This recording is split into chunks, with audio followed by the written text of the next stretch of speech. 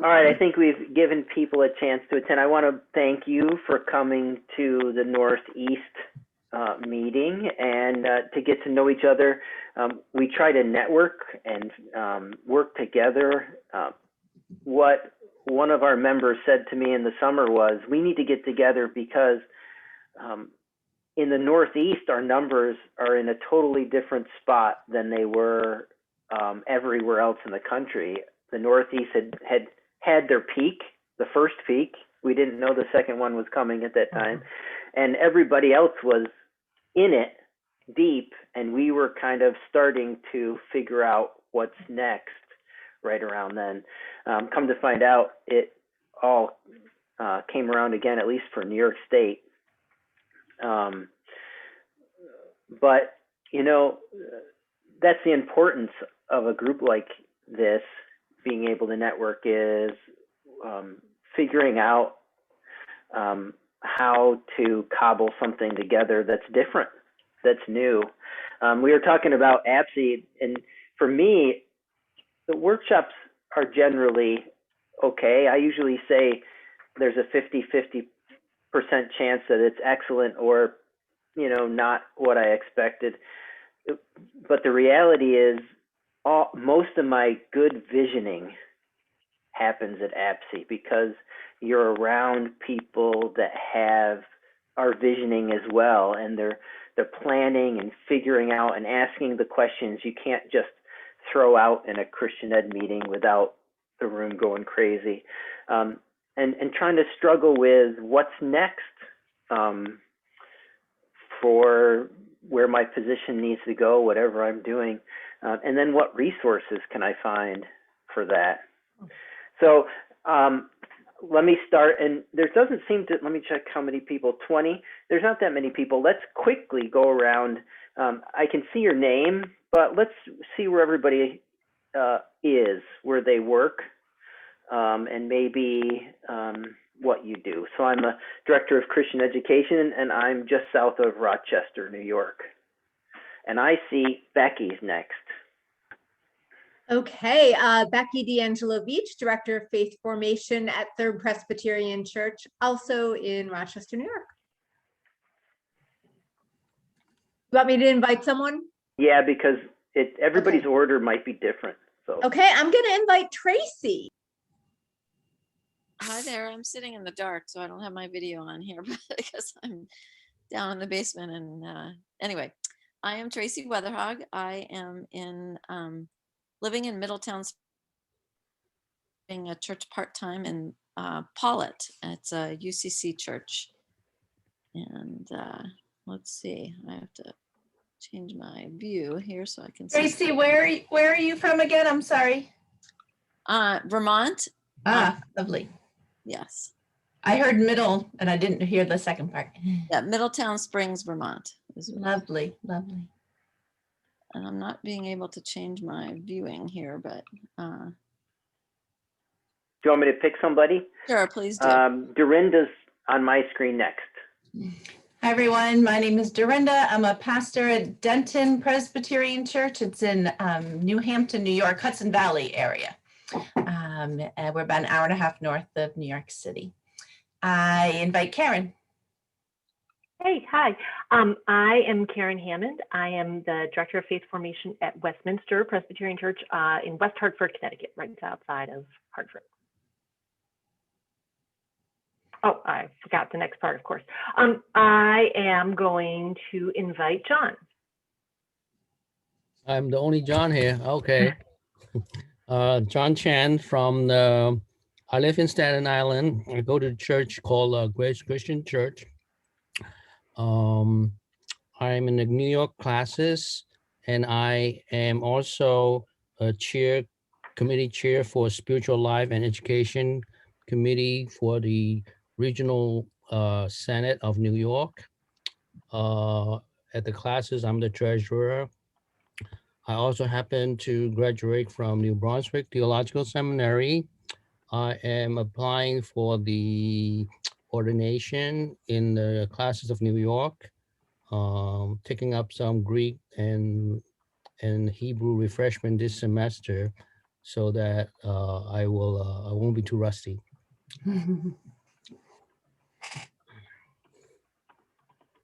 Who's next, John? Oh, sorry. Nope. Let me see. I was going back to you, but just kidding. Let's see. Cordia Williams. Hi, I'm Claudia. I am from Pittsburgh, same church as Craig. And I'm on the Christian Ed Committee. And I picked Miranda.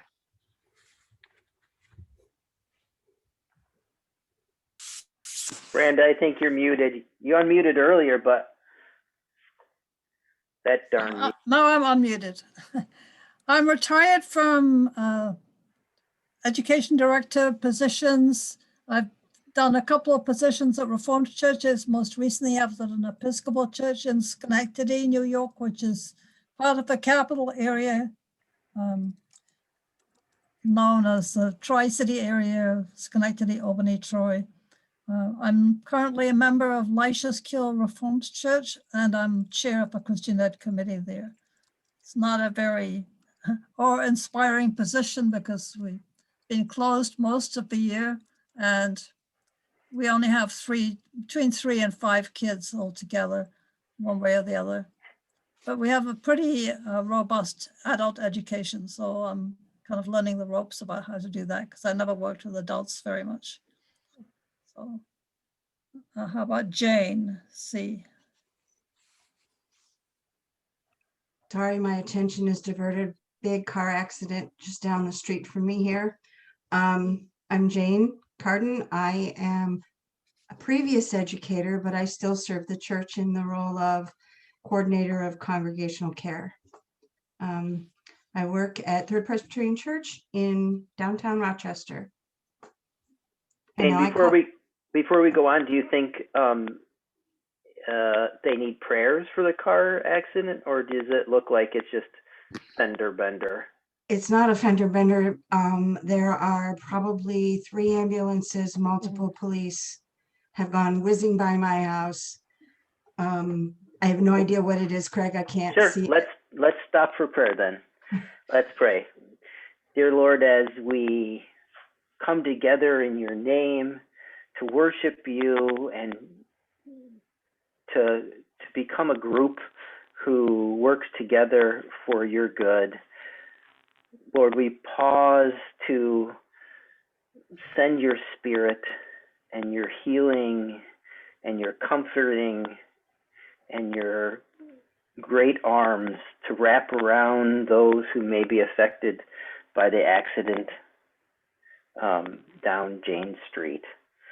Lord, you're there and you know them, and we just join with you and your concern for those individuals. Be with them.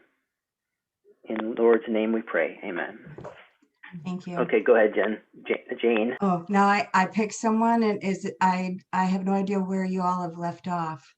It April, doesn't. have you done something? Pick a name. April, have you spoken? I have not yet. Hi. Okay, there you go.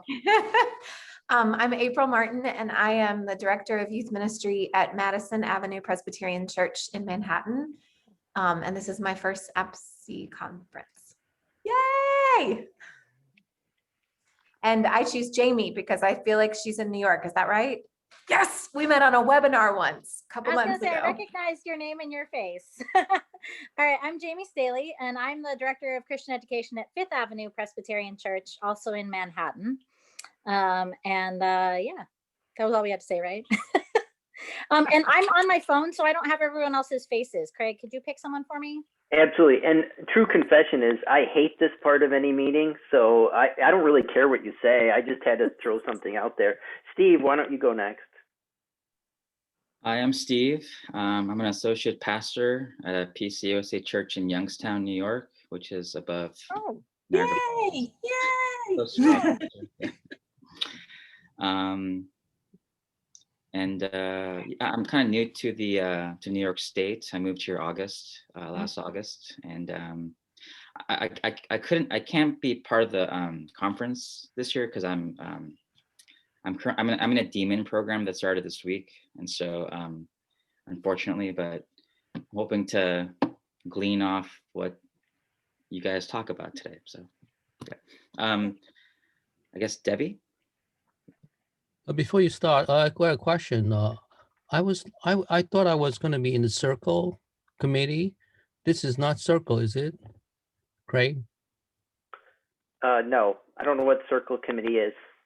This is the Becky's trying to talk. And you saying something? This is the North. Are you trying to be with Circa, CERCA? Yeah. So, and I can't remember if you jump back out to the, let me look and I'll find that code and I'll put it in the chat. Oh, I okay. have to go to a different window and I'll find that code. And Oh, Steve, that- I have to say hi. My very first church was Youngstown. Great congregation. Love them with all my heart. All right. I'm Okay. gonna go and find that for you. Okay, great. Thank you. Sorry for interruption. I'm gonna have to jump No. off later. Yeah. Well, we're glad to have you. Thank you. Okay, are you ready for me now? Isn't technology wonderful? I'm Debbie Glein Allen. I serve as the Minister of Faith Formation for Children and Families for the Southern New England Conference of the United Church of Christ, which encompasses Connecticut, Rhode Island, and Massachusetts. I graduated from the Presbyterian School of Christian Education about 100 years ago, and I have lots of friends here at this event. I think this is maybe my 7th, I don't know, over the years. And Craig, at some point, I would love to, so I'm actively involved in our sister organization, AUSSIE, which is the Association of United Church Educators. And Craig, if possible, I would love to share word about our event coming up that you are all invited to. Not right now, but. Yeah, sure. Great. Steph, have you gone? You're next. Hello, I am Stephanie Hare. I am the Director of Youth Ministries at the First Presbyterian Church of Yorktown in Yorktown Heights, New York, which is in Westchester County, just about an hour north of our friends in New York City, and a hop, skip, and a jump away from my friend Dorinda over there. Yay!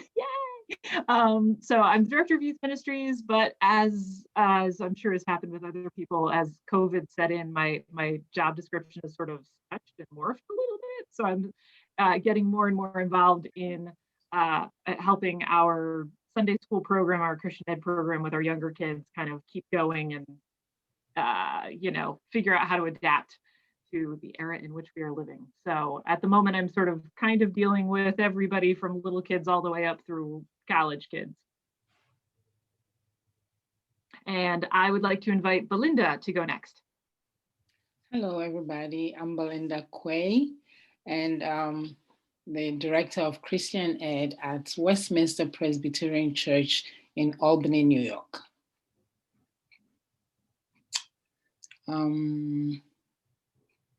I would like to invite Bob Smith. Yes, I'm Barbara Smith. I am a chair of a Christian Ed committee at Pittsford Presbyterian, where Craig's church. We've all been saying Craig's church here, but.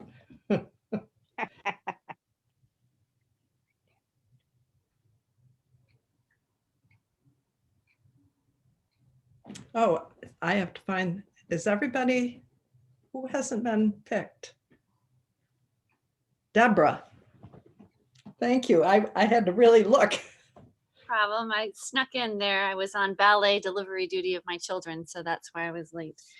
Hi, it's nice to see all of you again. I'm Deborah Bailey. I'm in Stamford, Connecticut, so close to you and you and you. This is a new position here at this church, specifically the children's director. It has a fancy title, but it used to be a pastoral title and they wanted to make it a non-pastoral job. And so I'm the first person in this job and have been kind of feeling my way from all of their history and what they need. And then of course, COVID made it all very exciting. So I'm only here because my husband is the music director here. So we both work at the church. But that's something we've done before. And we are transplants from Wisconsin. So you'll hear my strong Wisconsin accent as I understand what all of you are. And I wrote down everybody because I want to know where everybody's from. So I'm still learning the geography. So that's all the notes I've been taking. It's nice to meet all of you. Have we heard from Molly? I have a lovely picture of Molly. I feel like. Hi, I guess you can maybe see me now. My name is Molly. So I'm gonna give a thumbs up. Okay, if you can hear me, I am. Yep, we can hear you and see you. Yay. I am coming from Albany, New York, where I'm First Presbyterian Church part-time youth director. I'm new to the church and to the area, and kind of new to doing youth ministry since, I don't know, like I was really into it 20 or 15 years ago. And I started my job during the pandemic. So I'm really still trying to find my footing and excited to see Belinda, who is my my colleague down the street. And I think that's all. That's all you asked for. Thanks. I'm so delighted to be here. I think Tracy and Heidi are the only ones left, if I'm not mistaken. If anybody hasn't gone, just give me a wave. But Tracy? I went already, Craig. Oh, Heidi? We're just doing name, position, and from where you hail. Okay. My name is Heidi Parles, and my position is Director of Spiritual Formation at Setauket Presbyterian Church in Setauket, and that is also where I hail, from where I hail. So what's interesting, and those people who have been here longer than me, correct me, but this is the most people from north of New York State that we've had in a really long time, which is great. I think we've always been trying to get more people from that area. It just wasn't happening.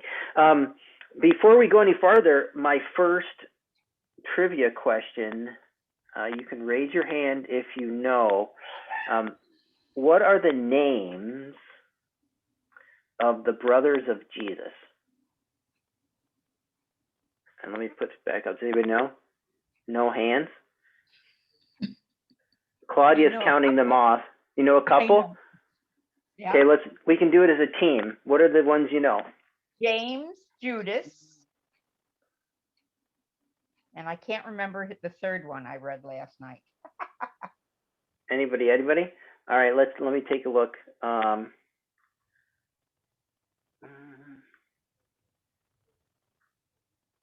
So I had to look it up just so I wasn't wrong.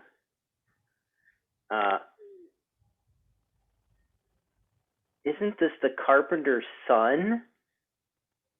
Isn't his mother's name Mary, and aren't his brothers James, Joseph? That's a translation. Simon and Judas. And aren't all his sisters with us? They don't name them. There you go. So 1, 2, 3, 4 brothers and an unnumbered number of sisters.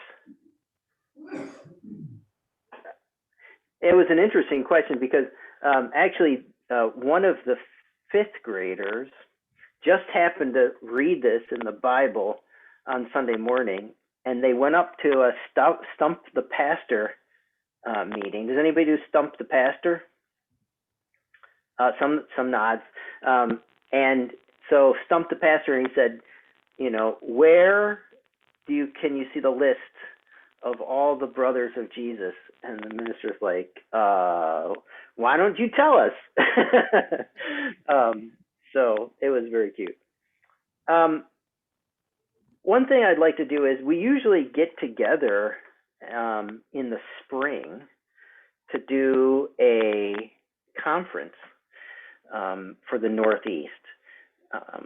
And I'm open to doing that via Zoom if people are interested. is there something that we as a group really need more help with right now, theologically or technically or philosophically? Where are you in your ministry, and what could you really, I mean, it could even be, let's have someone come and just tell us what all the curriculum out there is, or a professor from a seminary, or what do you really need for your ministry? Do you have right any now? vaccines to spare? That'd be nice. What's that? Do you have any vaccines to spare? That'd be nice. if you Yeah. could- So no, but we could have a medical doctor come and describe a vaccine for you. We'll have a virtual vaccine. Good. That's right. We can all get those little kid things that pretend to give you a shot, and we could all just do them at the same time. Virtual vaccine. Where are you in your ministry? What could you really use? Molly? No? Oh, Go ahead. I am interested in sort of an ongoing effort to get my youth, myself, and or congregation connected to local organizing around social justice issues, especially homelessness, health, criminal justice reform, the kind of things that are really the disparities that are really coming out, becoming visible via the pandemic. And so anybody who has resources or encouragement, how to do that together, kind of something I'm interested in. Along those lines, I would be curious on how a church could be involved in making sure people have network connectivity. I mean, it's great for us to be able to do this, but can we advocate for the technology people need? Or maybe the schools have already done that because schools have gone online. I'm not sure. I'm sure there's more and more of that needed all the time.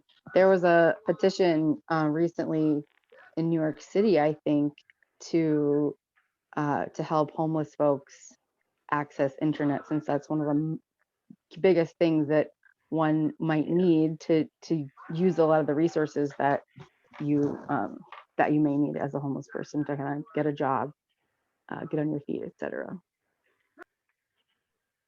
Right, because they used to have access to libraries and other places, and that is not a possibility in a lot of places. Hey, Molly, I'm kind of interested in that too, and how to get youth involved in organizing.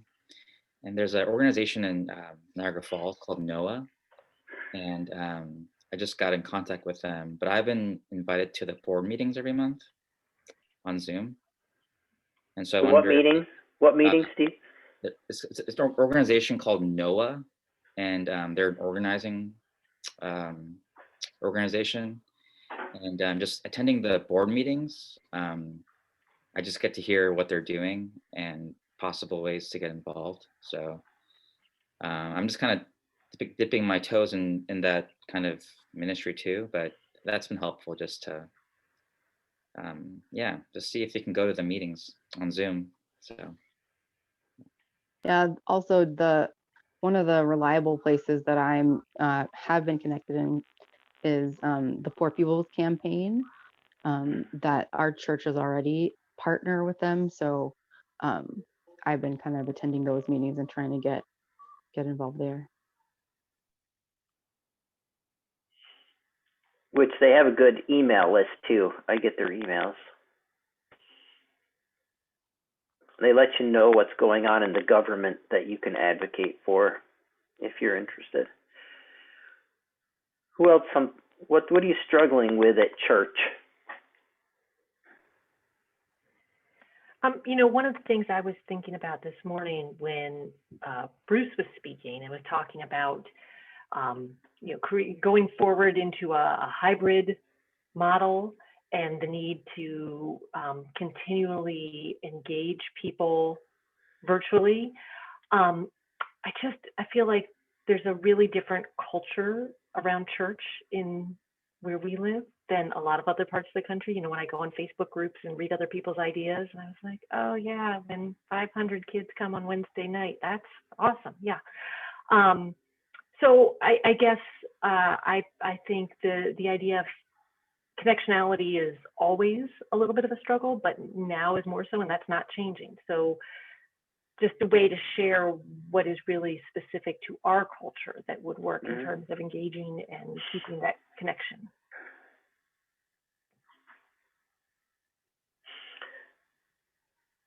So is that specific to,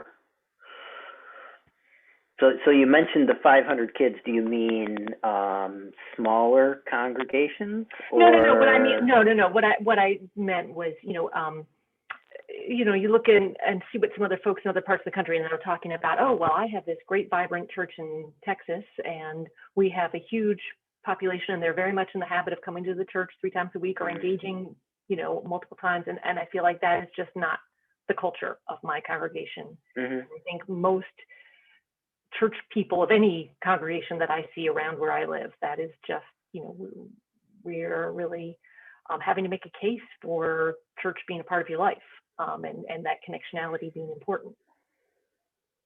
Yeah, I absolutely feel you right there, Karen. And something that I've been thinking about doing with, which I would love some support. I'm thinking of some things to do in terms of like how to support parents and like get parents sort of to buy into the whole idea of like, yes, bringing your kid to church is important, not just when they're 5, but also when they're 10 and also when they're 15, et cetera, et cetera.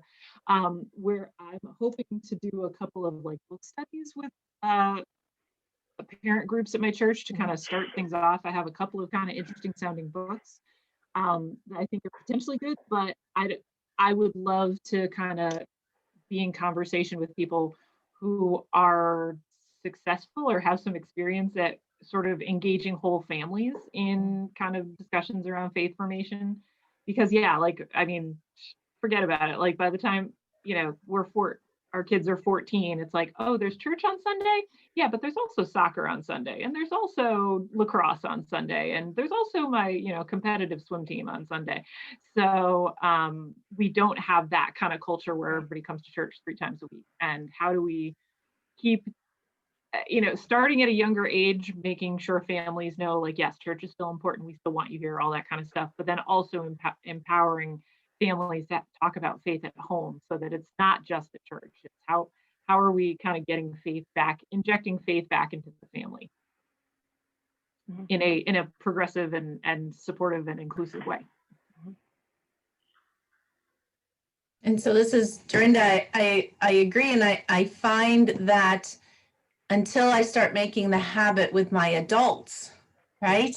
So looking at adult formation, that once I'm getting the adults to come more than Sunday, then the kids will come also. So we've been trying to do that. And then COVID happens, of course, but the trying to say, yes, it's important for our kids, but they need to see you coming too. So to find, and serving a small church, it would be those adults that would be leading and helping with the, right? Like it's that mix of trying to get enough leaders and enough people and enough, all of that at the same time. And I'm finding with COVID, the people who have always been doing that, whatever that is, activity, right? And now have been sequestered away, have decided, yeah, I don't think I want to do that anymore. So this rejuggling and empowering of new leaders to come up, because those who were serving have taken this time to say, yeah, I'm gonna not do that when we get back together. So trying to empower leaders, but adult formation so that youth formation is seen as important in the roundabout, that's, way. Craig, is this getting to your question of what we would like to see in the spring? Well, I think it is to a certain degree. I've taken some notes. What I have so far is connecting on social justice issues, make a case for church being part of life, which is the most interesting to me, and injecting faith into families, which I think kind of runs along the same line.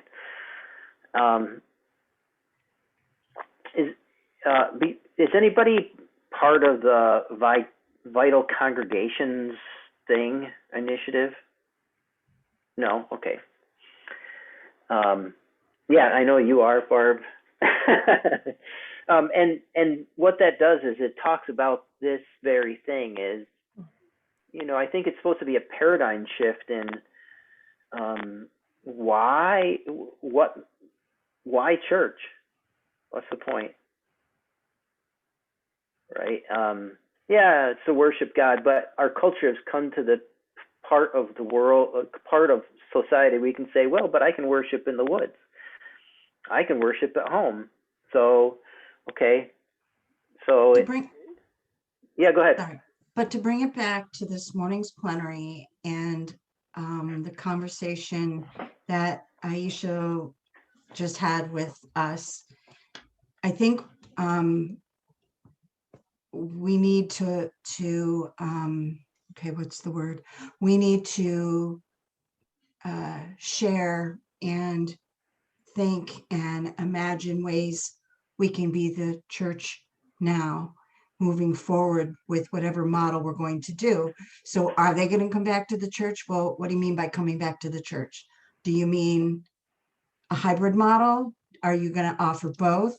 Do we need somebody to come and speak to, I mean, when I hear everybody speak, I see this wonderful opportunity with someone like Teresa Cho and Bruce Ray Chow and everybody, you know, from the different areas pulling some, imparting some creative seeds in all of us. I don't know if that makes sense. Mm-hmm. That's what I'm hearing everybody. I mean, Karen, I agree with you about the Northeast culture. It is not at all like Texas. So how do we define what we would call successful? It's not. I mean, we have we've had a fairly, at Third Church, a fairly large group of children. Granted, it's, and with a very vibrant Wednesday program, evening program that has gradually dwindled because of other conflicts.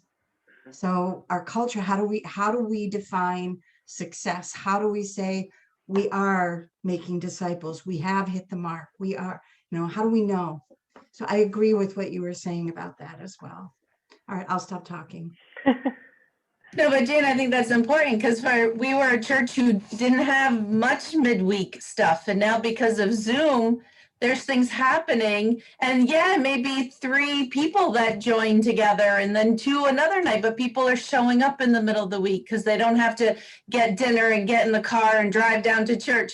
And so I'm excited that, as you said, whether it's streaming or hybrid, or to look at those ways that they're showing up to church, right? And I'm have struggled to find the mix of the things I've used to do in my hands, right? And the things I used to place on the tables. And I haven't quite figured out spaces when we're doing online. We're all a work in progress, right?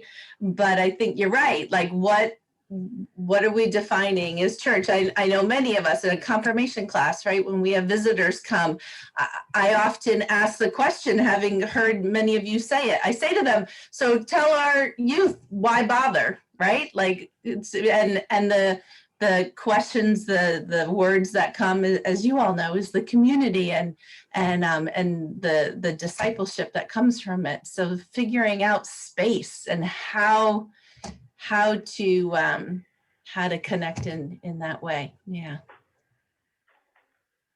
Yeah, I think along those same lines, I would love to hear more about how you all are succeeding in communicating with your people. Because I feel like for young adults, I'm sending out an email, but then the day we have something, I text them, and I tried not doing it 2 weeks ago and nobody came. Oh yeah. Yeah, but it's like finding for the right demographic. That's without COVID. No, but we had like 8 or 9, which was huge for us before, because I was texting them that day and sending the Zoom link right in it. So that's just one example. I was in the technology roundtable earlier today, and the leader talked about pushing and pulling with communication, that we think we push, we send all the information all the time, and we think that that's the only thing they're getting, kind of dumbly, and it's not. They're getting school stuff and they're getting all this stuff. And so if we can kind of train them to know where on the website or where in their email to find the information, that's more of a pulling way of communication, which is maybe a little stronger than a pushing way. Just something I've been mulling over, of like what works. And I guess that's kind of an always question of what's going to work, and it'll change again. But we're just emailing people constantly, and what tagline is going to work to get their attention, to help them put it on their account. I don't know. Yeah. April, or others, do you use, I haven't started using them yet, but I'm wanting to use like Hootsuite or another sort of app or social media platform organizer that can like if you make an announcement and then you can put it on all the different all your different platforms, and it will it calculates when is the best time, like when do users usually open Instagram, when do they like do Facebook, like, so there's like a free one, and then there's also like subscriptions, and there's a lot of different ones. You can Google like app scheduler, sort of social media scheduler things to find one that's good for you. But I think that there's so many things that there is technology there, if we could just like know that it's there and then try it out, so that you don't have to remember to make the text and stuff. Because I feel you, like if I drop the ball on something, then I'm like, oh no, it's good information that you learned that, oh, that was really working, but it's also still like, oh, did I lose my momentum? And I think also redundancies is something that a new concept for me, thinking about just in life or in ministry, that the body always has more than one system that like takes care of a function. So like if one of them fails, you have another one that can pick it up. So I think in figuring out how to make our systems and our ministries work well, especially communications, the idea of like, how do I put in redundancies, or how do I make it so that I'm not the only one that's doing the work, so that like when I'm sick or whatever happens, that there's a stronger sort of group ministry. I say that, and I'm struggling to get it to happen, but yeah. What's the thing you said at the beginning? The hoop? I haven't heard of that before. Hootsuite. So like hoot, like a hoot owl, and suite like a hotel suite. Awesome. So APSI uses Hootsuite for all of our social media stuff, and it works really well, not only because it helps us organize when we are putting things out, but it's good for multiple organizers too, so that we can have like a bunch of people on teams who are putting something out and making sure that they don't overlap or have too many things posted on the same day or whatever. It's really good. Great, thank you. But I'm sure that you use the non-free version for APSI, right? Because you're making too many posts to too many different social media platforms to use the free version. Yeah.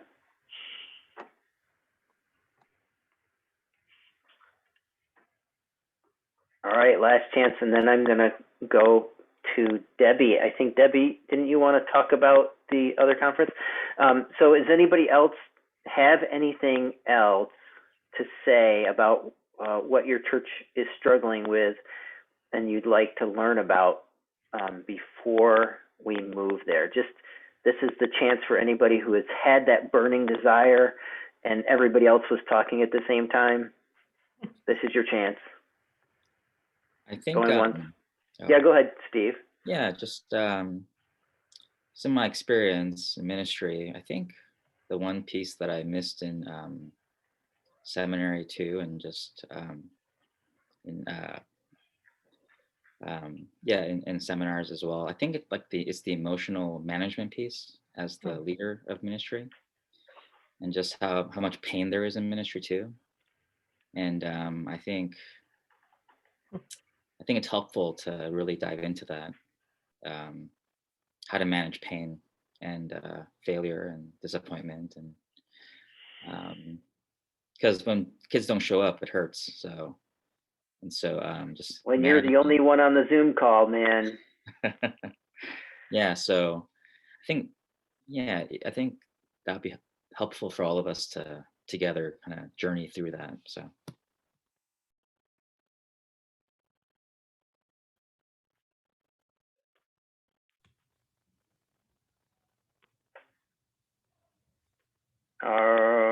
Okay, Debbie, doesn't look like anybody else. Go ahead. Okay, thank you. So I wasn't going to say this one, but after hearing you all, I think maybe I will. So in my position, I am responsible for doing workshops, webinars, whatever, in some of the areas you mentioned, but mostly for getting new educators up and running with all the stuff you need to know. And so we call it a certification program for youth ministry leaders and faith formation leaders, but it's really just a series of 8 3.5-hour workshops over the course of 2 years. It's nothing like the Presbyterian certification. So I'm going to put the link in the chat box there, and I invite you to go look at it.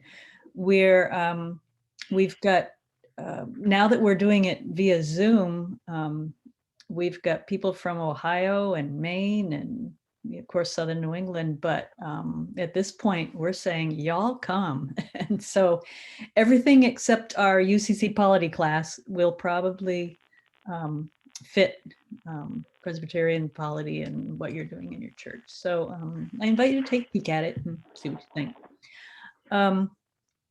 The other is, and I'll type this in the chat in a minute, is our, like I said, our sister organization is having an event a week from Saturday, February 13th. East Coast time, that's all of us, noon to 3:30. We're celebrating our 50th, just like you are. And because we operate a little differently, our regional events are really big. Our national events are almost nil. This is our first national event in a decade, maybe. And our first standalone event, usually we tagged on to, National UCC curriculum rollout events. And we've invited Melvin Bray, who he is a Emmy Award winning storyteller, entrepreneur kind of person. He recently wrote a book, very recently published a book called Better. Oh dear, I'm not going to remember what I got it right here. Let me take a peek. Thought I had it here. Here it is. It's called Better, Waking Up to Who We Could Be. And he asked the question, the basis of the book is answering the question, what if we could actually change the world by telling better stories? And so we're really excited to have him do that for us. Fabulous worship. Mark Miller, go figure, he works at the same church our chairperson does. So we've got some Mark Miller music going on. And we into some Native American music and storytelling as well. So you'll have to sit through, some of our celebration of our stuff, but I think it will be, if you have the time, it'd be well worth your while to hear Melvin Bray and experience and hang out with the UCCs for a few hours.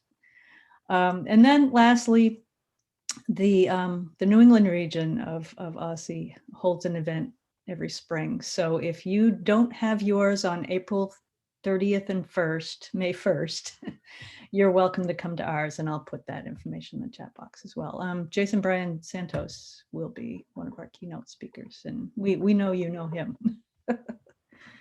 The other keynote speaker, I'm not going to remember her name right off the top of my head, but she's a professor at Howard University in Washington, D.C.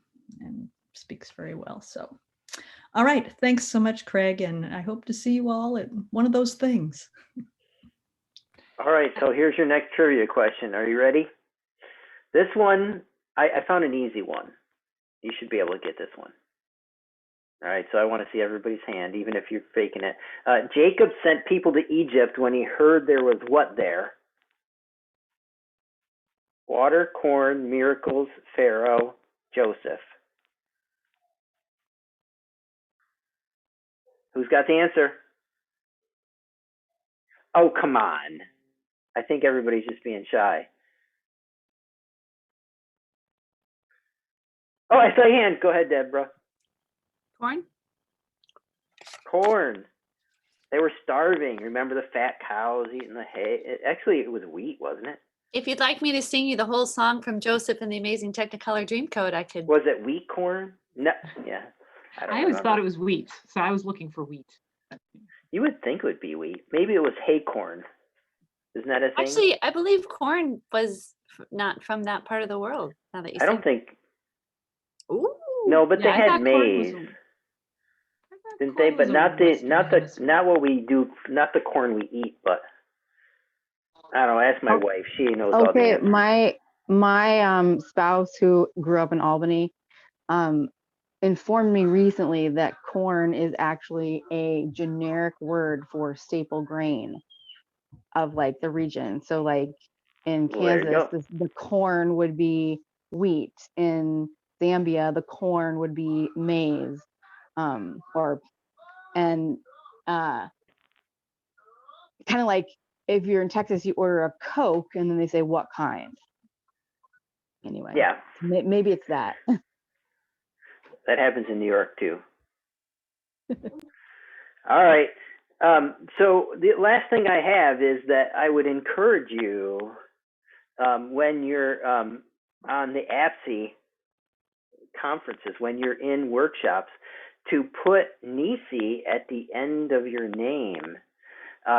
Usually at this time we get really cool stickers that you can put on your name badge and hang around your neck, and it's a sticker that can identify you as from our region, and then we can see each other and go, oh, I see your sticker.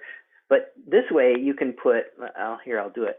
You can put just Nisi at the end, and then everybody will know that you are from the most prestigious region there is, APSI. The only problem I found is you have to do it over and over again unless you change it in your Zoom account. Every time you have to put in your email address to log in. Does anybody want to share anything before we leave? Otherwise, that's all I have. Will anyone close us with prayer? Jane, you don't have to do it, but how's the flashing lights down the street? Better? 2 ambulances have gone back up the street to the U of R. No fire trucks have come back yet, so Okay. who knows? Somebody close us with prayer? I will, Craig. Okay. Perfect. Let us pray. Gracious God, we thank you for this day that we can draw breath, for it is a gift. And we are grateful for all of your gifts, especially those on this call and those behind the scenes who have brought this into our homes where we could be safe. Thank you for the joy of community, however that looks.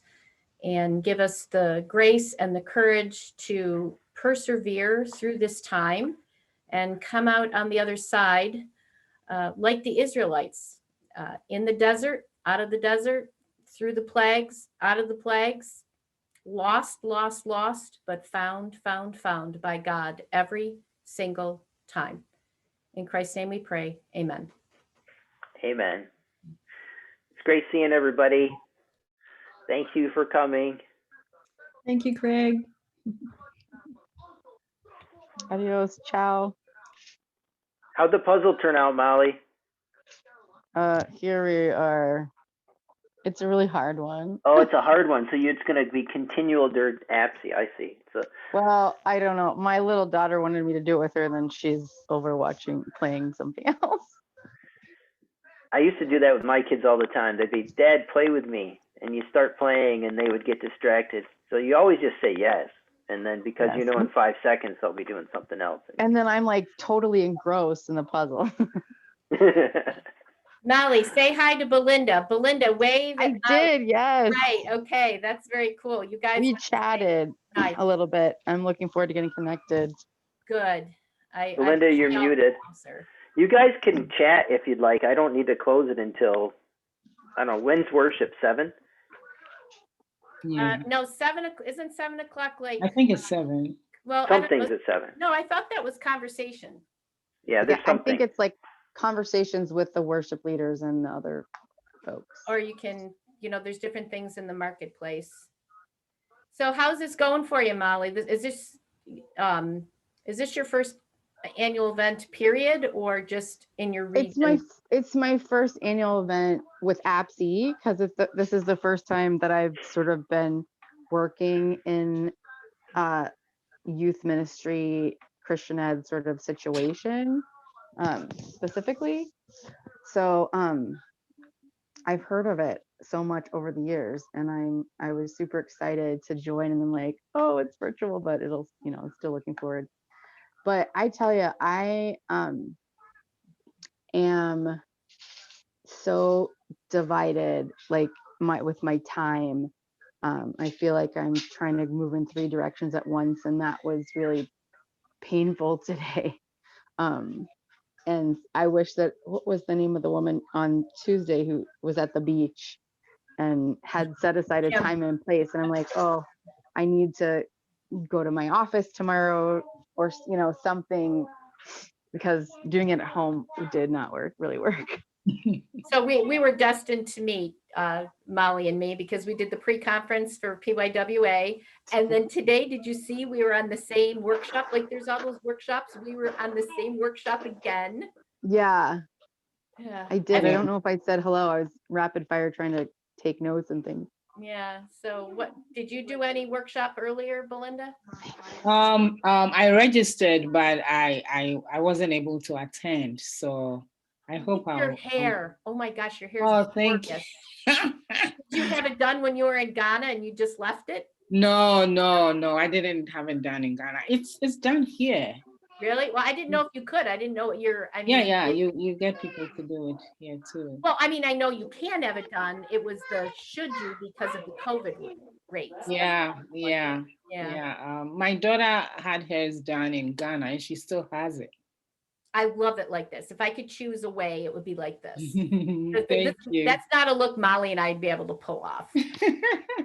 And Craig. Good to meet you, Molly. There's her fam. Well, the reality is I did my hair like that once. Oh, you did? I did. So it was a Christmas pageant at a little church in Western Pennsylvania, and they needed someone. It was supposed to be, I think it was a Jamaican Christmas or something like that. Yeah, man. Yeah, so I did my hair was longer than my shoulders. So I did my hair like that, and some of the older people didn't like it at all. Can imagine. None of we ever cared what the older people think. Yeah, and now that we're the older people, we just have to remember that and not care when, Lady called me over and said, "Never do that again." Oh. I'm like, okay, thanks. My husband had been letting his hair grow. He's the tech guy. He sits at the back of worship. My daughter and I were like, we hate your hair, Dad. And I'd be like, Perry, I hate that hair. It's like I hate it like that mustache. You just get rid of that hair. Get rid of the hair. He's grown it long. I go, are you going through a midlife something? Like your dad died, you're sad. I don't know what, but stop this. I love long hair is great. I love it. No, not that it just didn't. It made him look old. One day, one of the ladies at the church walked up to him and said, Perry, cut that damn hair. You look terrible. Oh my gosh.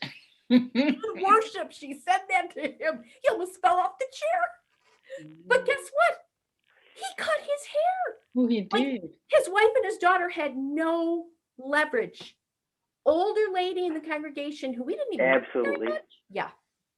Go figure, right? Well, you two tell him what to do every day. She doesn't. Yeah. Well, in this house, nobody really tells people what to do. That's the only way we've been able to survive. So what time frame are you thinking when you say do something in spring, Craig? Like spring is I don't know. 35 days away, bro.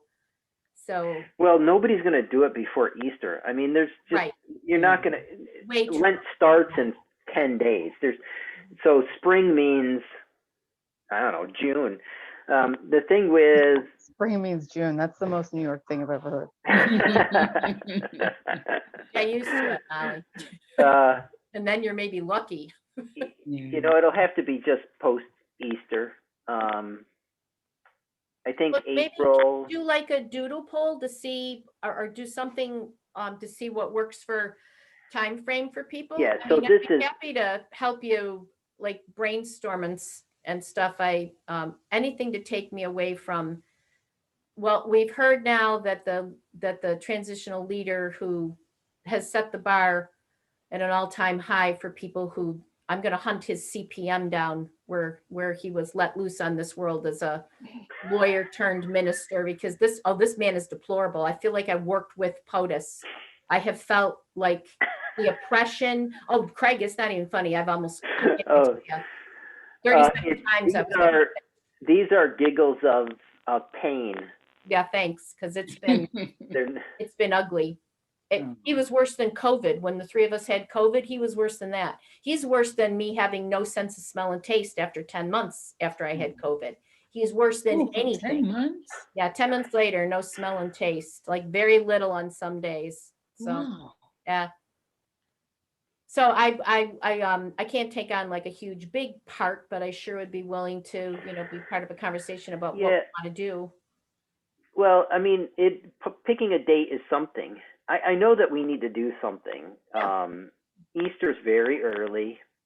I think it can happen after Easter. And the beauty of this is you don't have to go anywhere. It can be just like this.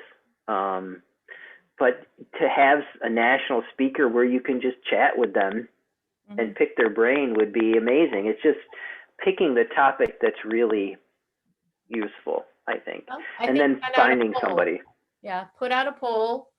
And as far as the kind of schedule, I think we talked to somebody like Molly who said this is painful for her. There's a couple other people are saying that privately said, this is painful to be able to see, but like not see. But we already know from our region. So Molly, it's mostly New York educators, with a couple from a couple of other states, but otherwise it's mostly New York, and we go from Buffalo all the way across and down. Well, not in this meeting. No, but I mean regionally. This meeting, this regional meeting right here, though, Linda, when we were introducing ourselves, we had Maine. Right, that's what I mean. Right. It's amazing. So this is amazing that we have gotten people like we have never had before, and so we really need to take advantage. The now thing. Now we have all these people. So yeah, you're really good with polls and all that kind of stuff. Like, if you need questions. Okay. That reminds me, Craig, are you automatically through our APSI registration getting like our email, and like will we be have you gotten an email from me specifically lately? I don't know. Okay. I'm buried in email too. So definitely on Facebook, find Nisi Folks and make sure you sign up. NEACEFOLKS. But yes, I get everyone's email if you've supplied it, and I just dump them into the same email serve list.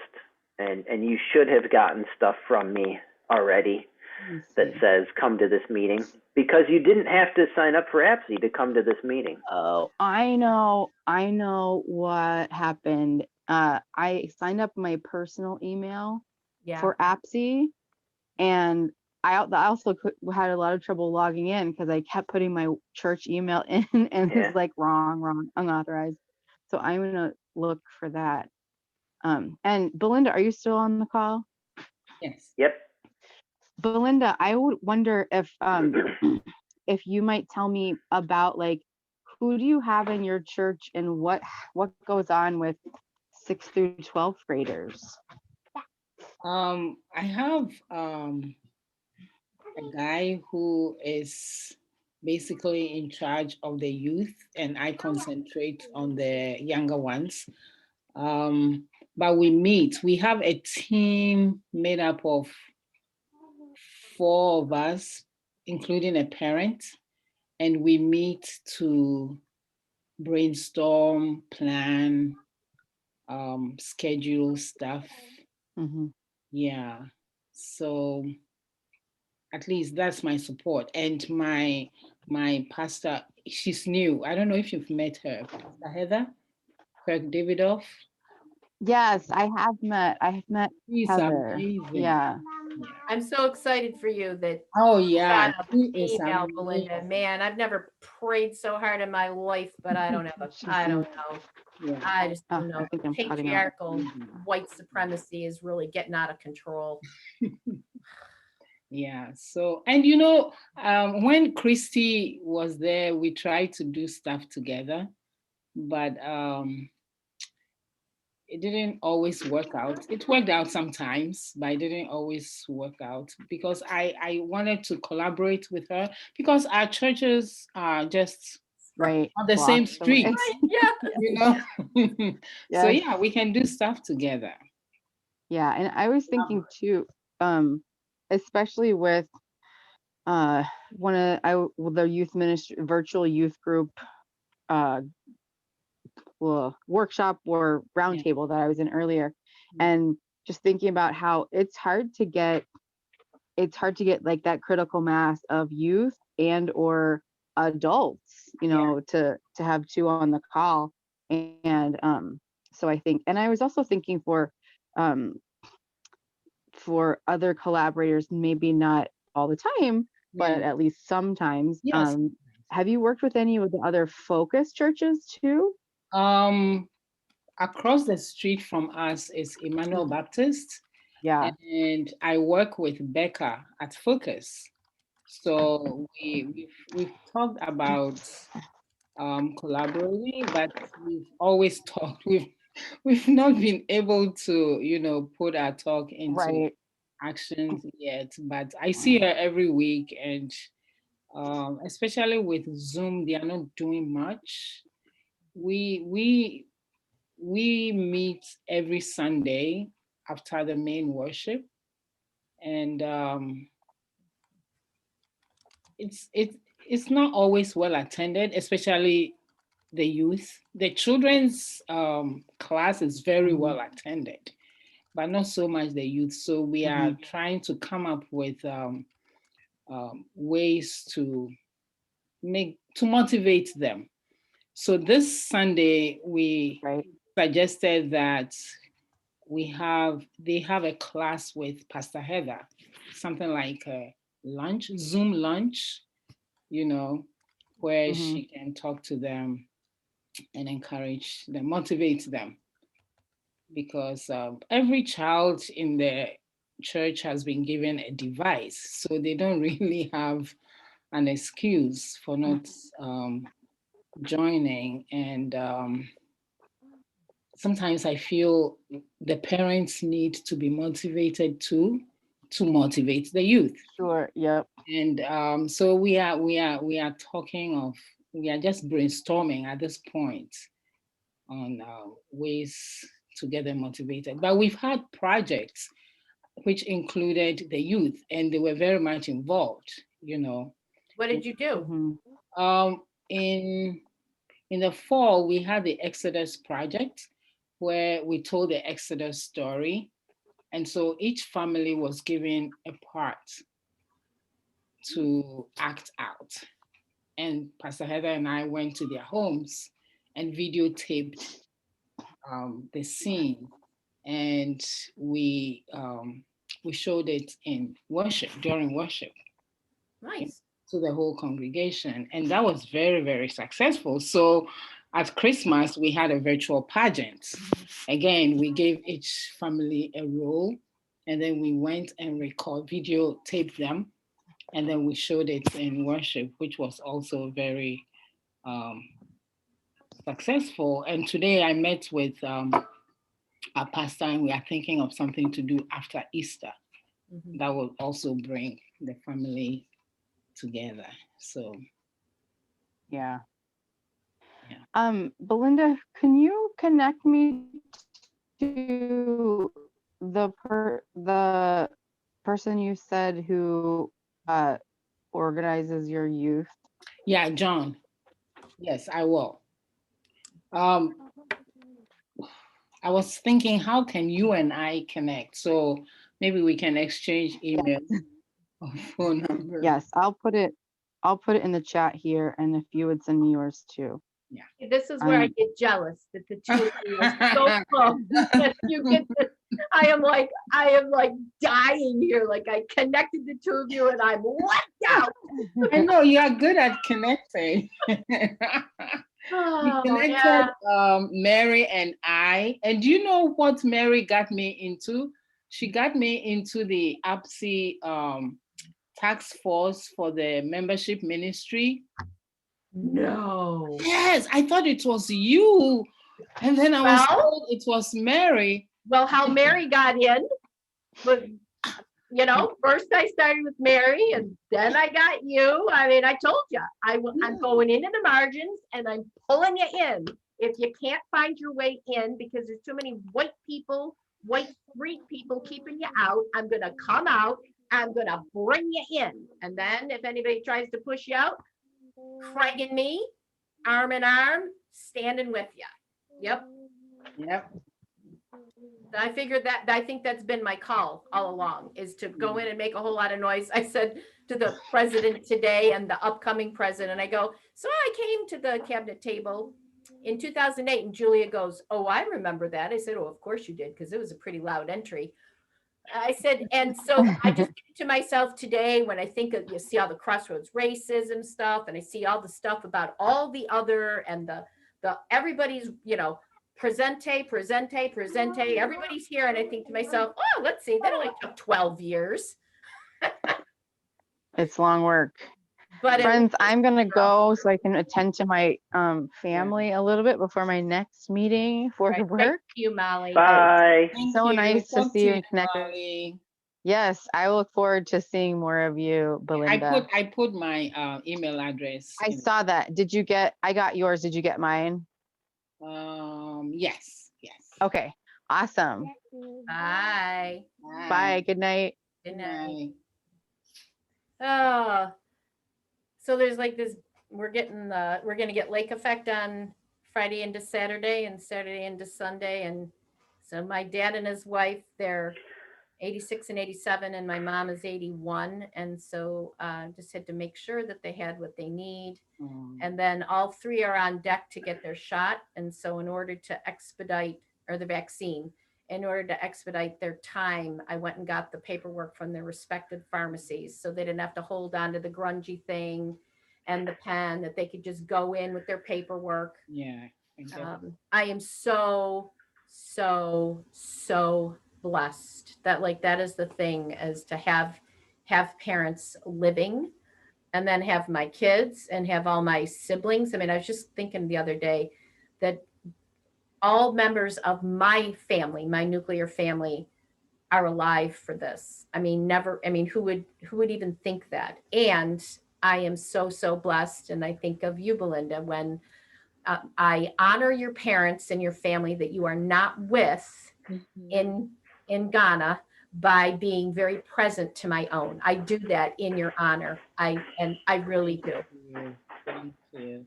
And it was a good visit in November, even though it was for a sad reason. Right.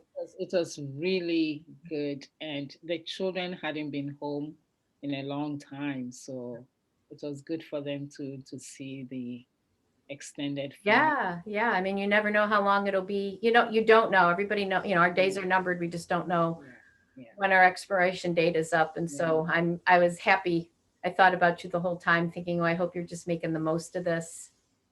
Yeah. But it makes me want to cry. I miss you so. I miss. No, I wish Oh we my did gosh, I that, miss my yeah. region. You know, I've made a lot of APSI friends, but it's my region that holds me. All of you guys, I really, yeah.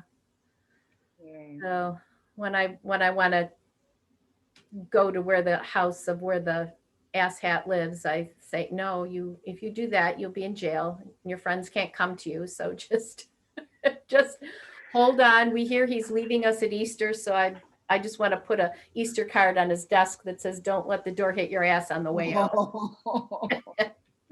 Yeah.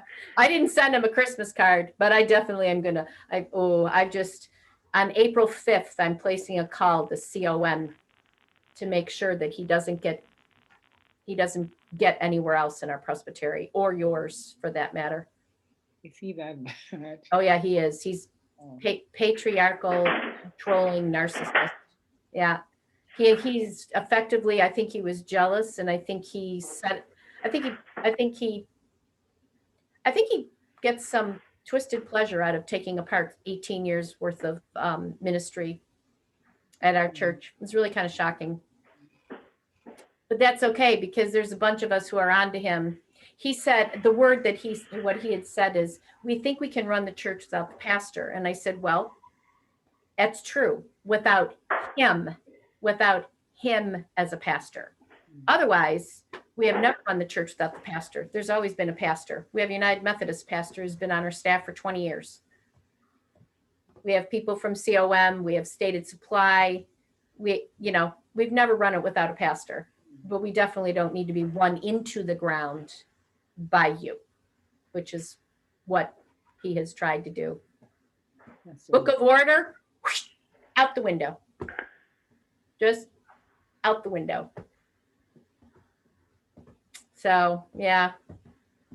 So I hope if anybody is if you know anybody who's looking for a call, our the PNC is finally up and running after an extraordinary long period of time, because he layered on another type of process for this transition, made up by another older white pastor who hasn't even left his church yet, and yet they're doing the process. Like I said, book of order. So I'm surprised GNTV didn't kick us off, because I didn't think that they were allowed to. Oh, geez, they're recording. They're recording everything?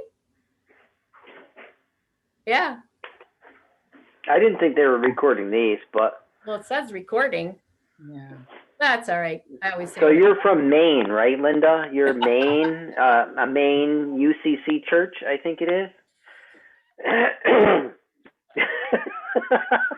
Oh, I think everybody who was on the call was, who was new? There was a few new people, wasn't there? I recognize, I know, maybe it's just because I know Jamie from other things. Deborah Bailey. All right, I'm gonna go because something started at 7, but All right. I don't know if you guys need to, but I'm leaving. Okay, all right. Just remember, it's you. being recorded. Yeah, exactly. So I wasn't paying attention. I'm sorry, but I do feel for you, Linda. I can just going through the process. I can only imagine, but. Well, you have a process, and when you use it, it's really helpful. When you design one. Well, not that part. Yeah, that part exactly. But I mean, I wasn't part of that process. The thing is that my value, nobody was threatened by it. Mm-hmm. I have, and every church, when you're a staff worker, you have people that like you more than the minister. That's just the way it is. You build relationships with some, and they might be looking for somebody because they don't connect with whoever's the minister. But during the transition, there was 3. I think we went through transitional people, and I didn't have to fight for that. Nobody Oh, was it's not intimidated or just me. marginalized by it. That's just it. It's the whole staff, like every last one of us, and then him. Even the guy, you know how the analogy is everybody's in the boat and you're trying to beat the other boat and everybody's got to be in sync. Yeah. The guy who was in his own boat, the music minister, he even got in the boat with us. That's how we know it's not us, because he's in the boat with Yeah. us. He never wants to be in the boat with us. He wants his own boat, but he had to jump into our boat for fear of his own whatever. I mean, the transitional person we had, he came to the first meeting with this long, like 150 slide PowerPoint of what he was going to do for elder training. And after we were like a quarter of the way through it, all the staff looked at each other and were like, "This is terrible." And we told him it's terrible. And he was willing to stay there for 4 hours, going through every slide with us, taking every input that we had, and fixing it. So, I mean, that's what I would hope for you. No, we were never asked. Yeah. It'll be interesting to see what happens after Easter. All right. Belinda, we're even dressed alike. See, we're not even together and we still have our colors. See, I know. All right.